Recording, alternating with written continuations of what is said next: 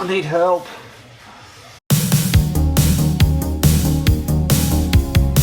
Alright, welcome back to the channel. As you probably gathered by the title, if you haven't read the title then I don't know what you're doing. The car's already fairly obnoxious looking, or it's going to be, so I thought why not just take it to the next level, you know. Yeah, it's if you're going to do something, might as well just go all out. So I've got most parts, I haven't got the front bags, that's the only thing I'm missing. So today we're working out where we're going to be putting things, you know, tank, compressor, all that stuff.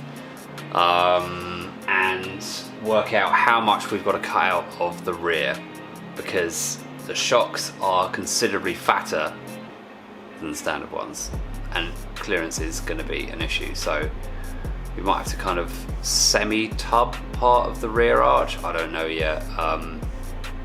It's going to be interesting, so let's just show you what I've got.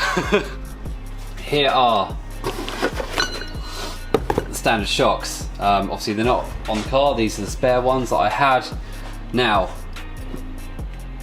bottom fixing is the same as the new shocks, top obviously isn't, so it's got a weird kind of bow tie, I guess, in there. So chopped this up, got rid of the bushing that holds the bow tie, obviously took it out of both the shocks, so that shock's dead. Ow, just cut myself. That shock's dead. We have the new shock.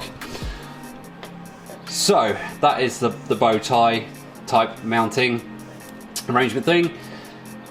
Obviously you've got these bushes out, squeezed it in between this bushing on here, and yeah, it fits fine. You can see obviously what I mean about the size difference between these two. There is going to be a clearance issue, I predict. So these are Gabrielle hijackers. I can't remember the car they actually go on, or truck. Someone has already put air suspension on the back of their car. Oh look, I'm bleeding.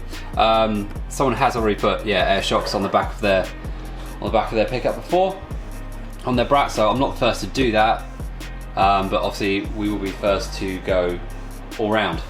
Now, yeah, that's that. Now the new shocks are fully compressed. They compress about an inch more than the standard shocks compress fully. So that's obviously going to give us quite a bit of a bit more movement there. But we've got to cut some bits and pieces out, like I said. But the main kind of goal in terms of style, well, not style, but positioning with the arch and the wheels, I want to get it down to, you know, the lip here. That's where I want to go, front and back, obviously. Let's unbox the rest of the stuff.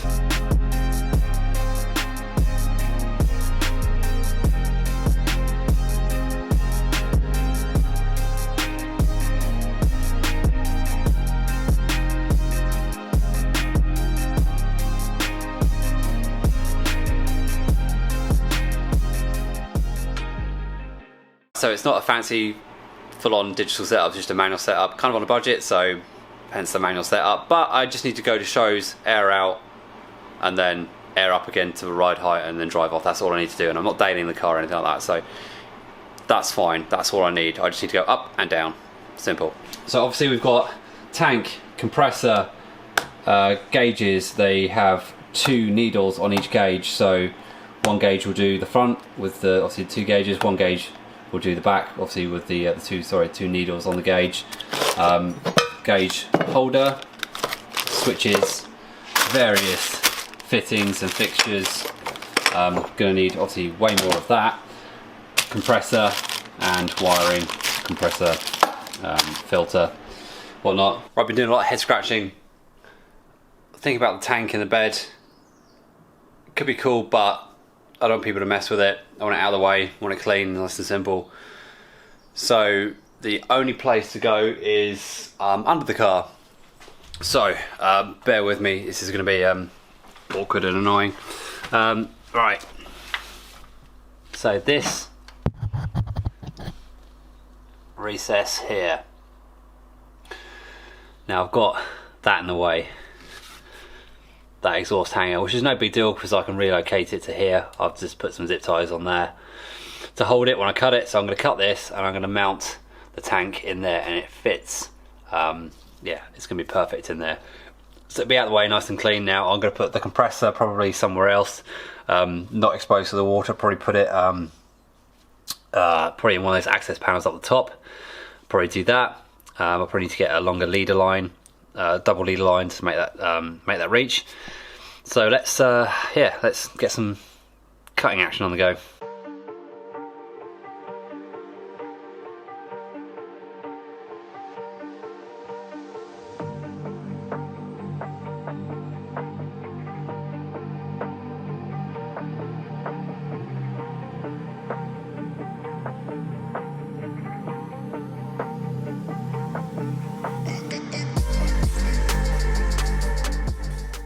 Right, now if we look at the bed, we can see from the top where it's going to be positioned. Now you can see the holes there. Now I've got the straps on the tanks. They're measured to 53 centimeters, and it's 53 centimeters from the middle of that to the middle of that. That's where it's going to sit. I'm going to get under there. I won't film that, it's going to be a pain under there, and kind of like get an impression of where it's going to sit, drill it, and I can mount the actual tank. And that's going to be probably it for this episode, because it's taking a lot longer than I thought it would do. But yeah, and then I might have a look at the shock and see how much I've got to cut out there, which is probably going to be quite a lot. Holes are drilled on there, same on the other side. I put some nuts and bolts through there and kind of made a little stud so I could actually make impressions in the underseal, get the right positions to drill. Now I've got to take those off, obviously, drill bigger holes and bolt it in. Boring stuff, but kind of important. So I'll get it bolted in, and yeah, we'll come back to that being in, hopefully. I've lost track of how many times I put this tank in and out. Anyway, it's in. I've got most of the accessories in, so I've got the pressure sensor in, the drain plug, one of the air lines. I can get the other air line in the other side. I need to get an elbow for the leader line for the compressor, and that is going to be it. I need to figure out where I'm going to put the compressor. I was going to put it in the back originally, in one of the access panels, but they're narrower than I thought, so I'm going to have to do it underneath, but I need to create some kind of box. I don't know if you can mount these things upside down. You should be able to. Yeah, it should be fine. Anyway, it's in, so let's have a look. So you can see, there we go. Tank's in, out of the way, all in place. So I've got to work out where to put the compressor. So there's the spot in that corner there, so I might put it in there. I have to do some research and see how weatherproof those things are, if I need to make a kind of shield for it or anything like that, but should be fine. Should be alright to mount upside down as well, I think. We'll see. After a little bit of thinking, I'm probably going to leave it for today now. Looking at that rear shock setup, it's going to be yeah, it's going to be a lot of work.